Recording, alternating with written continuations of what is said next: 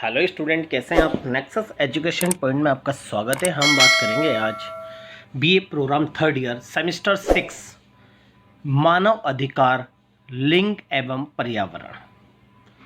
तो बच्चे, ये मोस्ट वेरी इंपॉर्टेंट क्वेश्चन है आपके human right, gender and environment का, एसओएल, एनसी वेब और रेगुलर वाले बच्चों के लिए इस टॉपिक को आप बहुत अच्छे से करिए। Most very very important question है।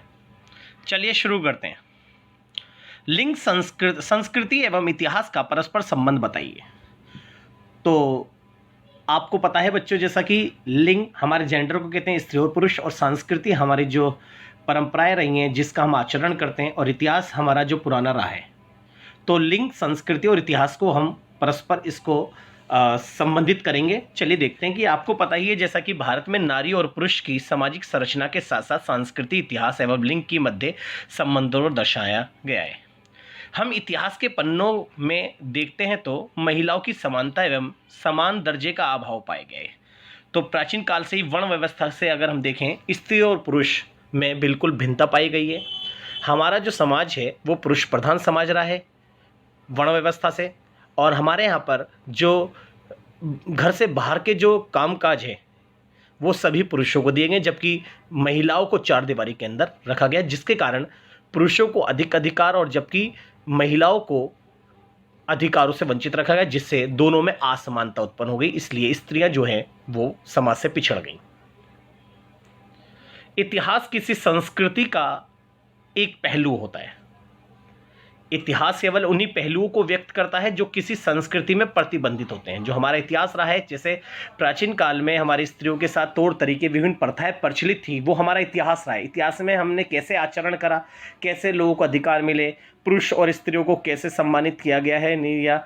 अब आप देख लीजिए, महाकाव्य काल के अंदर महिलाओं को कैसा सम्मान था, लेकिन मनुस्मृति में महिलाओं को कोई सम्मान नहीं था। तो ये हमारा इतिहास भी रहा है बच्चों।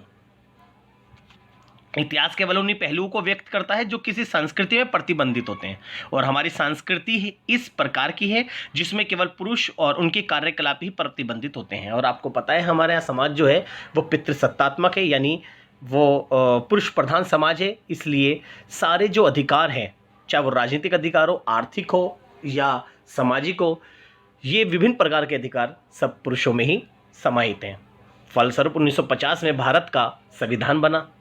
संविधान ने घोषणा की कि पुरुष और स्त्री बराबर हैं। तो आपको पता ही है कि संविधान स्त्री और पुरुषों को समान समझता है, और इन दोनों के बीच भेदभाव नहीं होना चाहिए। संविधान ने दोनों के भेदभाव को दूर करने के लिए बहुत सारी महिलाओं के प्रति, महिलाओं के लिए यानी महिला सुधार के लिए अनेक कानूनों का निर्माण भी किया, जैसे घरेलू हिंसा, दहेज प्रथा। लेकिन हम इतिहास के आधार पर बात करेंगे यहाँ पर।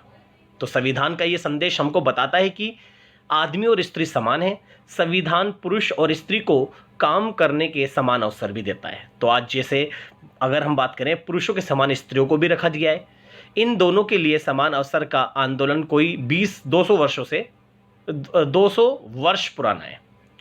समाज सुधारकों के प्रयत्नों ने नारी आंदोलन और भारतीय संविधान ने स्त्रियों की स्वतंत्रता के रास्ते में अड़चन आई, उन्हें हटा दिया। तो आपने देखा होगा, आप जैसा जानते हैं कि संविधान ने हमारी स्त्रियों में जो बहुत सारी कुप्रथाएं, महिलाओं के प्रति जितने भेदभाव, उनके खिलाफ कानून बनाए, यानी महिलाओं के विकास और उनके जो सम्मान के लिए जो अड़चन थी उनको हटाया। यहाँ तक कि हमारे समाज सुधार भी पीछे नहीं हटे। हमारे समाज सुधारकों ने बहुत सारी प्रथाओं के विरुद्ध आवाज़ उठाई, काफ़ी अड़चन उठाई। लेकिन अगर हम आज भी देखते हैं तो महिलाएं आज भी मुक्त नहीं हो पाई है। आज महिलाओं के प्रति भी बहुत सारी प्रथाएं और उन्हें सम्मानजनक स्थिति नहीं मिल पाई है।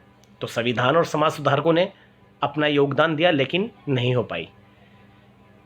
स्त्रियां कई सदियों से इन समस्याओं के विरुद्ध लड़ रही हैं, यानी आज इनका सामना कर रही हैं। महिलाओं के प्रति आंदोलन किए जा रहे हैं, महिलाओं के द्वारा आंदोलन किए जा रहे हैं, महिलाओं के प्रति कानून बनाए जा रहे हैं, महिलाओं को समाज में उचित स्थान दिया जा रहा है। लेकिन महिलाएं फिर भी आज भी बहुत से ऐसी जगह हैं जहाँ पिछड़ी हुई हैं।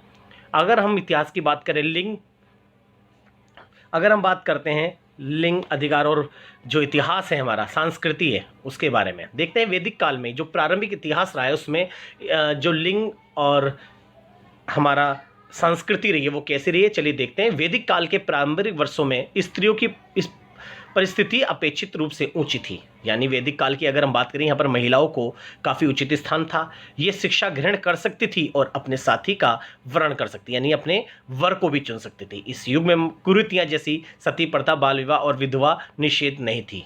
यानी यहाँ पर थी, मगर महिलाओं को यहाँ पर फिर भी उचित स्थान दिया गया। ये हमारा इतिहास रहा, हमारी संस्कृति रही। लेकिन महाकाव्य काल, कुछ समय बीता, समय परिस्थितियाँ बदली और महाकाव्य काल यानी रामायण महाभारत के दौरान दोनों का भारतीय समाज पर बड़ा प्रभाव पड़ा। आज भी लड़कियों को सीता के आचरण के अनुसार बड़ा किया जाता है।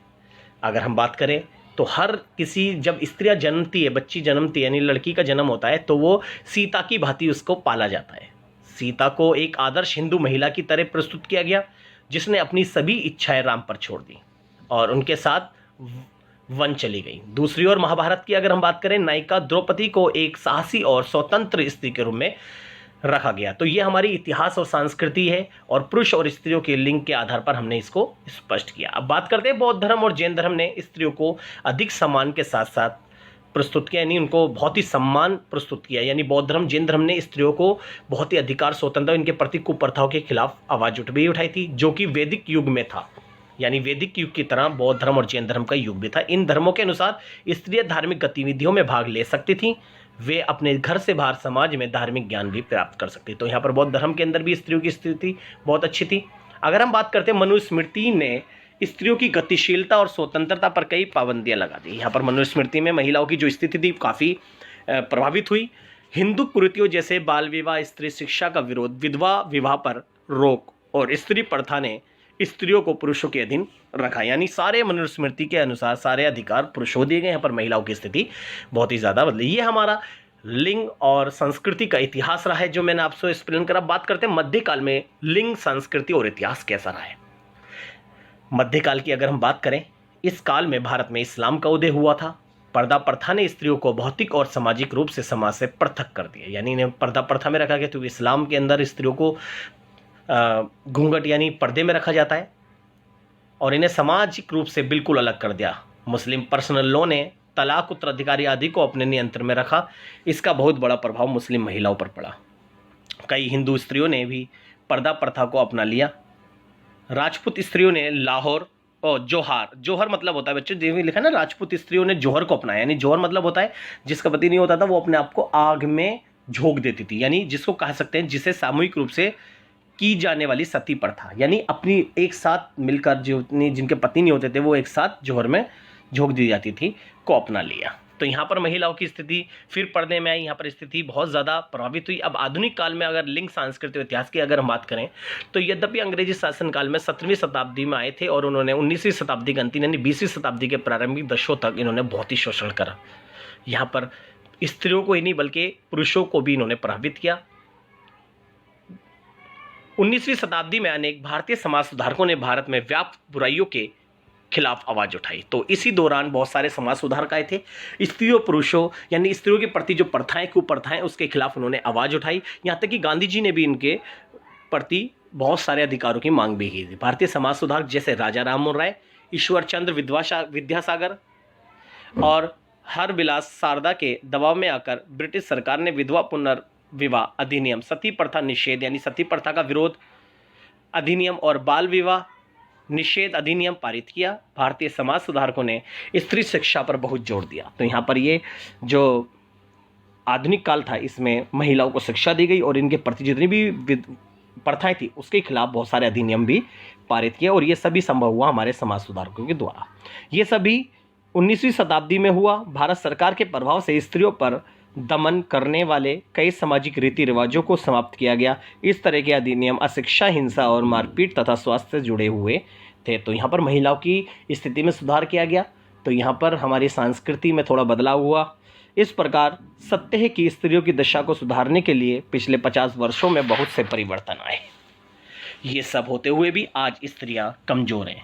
स्त्रियों की दशा को सुधारने के लिए हमने कई कानून बनाए, फिर भी पुरुष व स्त्री की जो सांस्कृतिक भूमिका है उनके कारण आज भी स्त्रियां दलित दिखाई देती हैं।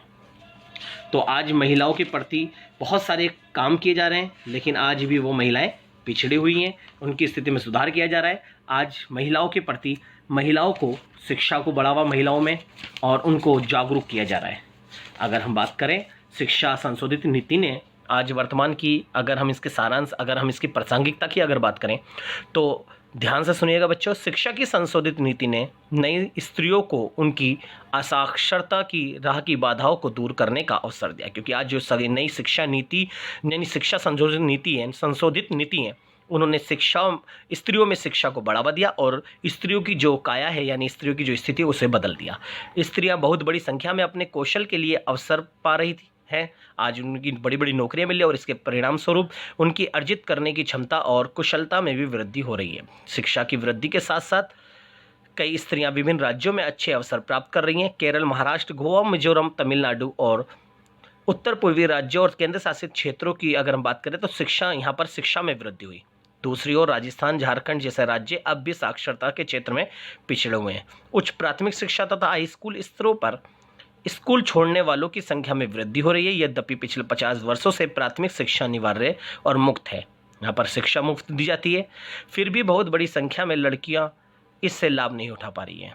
इसके कारण ये है कि उनके ऊपर घर का काम बहुत बड़ा बोझ है और इसके अतिरिक्त आर्थिक दबाव भी बहुत है। तो ये जो थी हमारे यहाँ पर जो क्वेश्चन की बात कर रहे थे हम, वो बात कर रहे थे लिंग, संस्कृति और इतिहास के बारे में। तो ये हमारे यहाँ पर स्त्रियों पुरुषों का इतिहास रहा है, हमारी संस्कृति रही है। विभिन्न युगों में महिलाओं के प्रति बहुत सारी आवाज़ें उठाई गई, कहीं महिलाओं को अधिकार दिए गए किसी युग में और किसी युग में महिलाओं के अधिकार छीन लिए गए। तो ये बहुत ही मोस्ट वेरी इंपॉर्टेंट क्वेश्चन है लिंग, संस्कृति और इतिहास का, इसके संबंधों पर क्वेश्चन आता है। अगर आपको हमारी वीडियो अच्छी लगी हो और इस प्रकार की वीडियो पाने के लिए हमारे चैनल को सब्सक्राइब करें। आपका एक सब्सक्राइब और एक लाइक हमारे को खुशी देता है। लाइक करें, शेयर करें, कमेंट करना ना भूलें।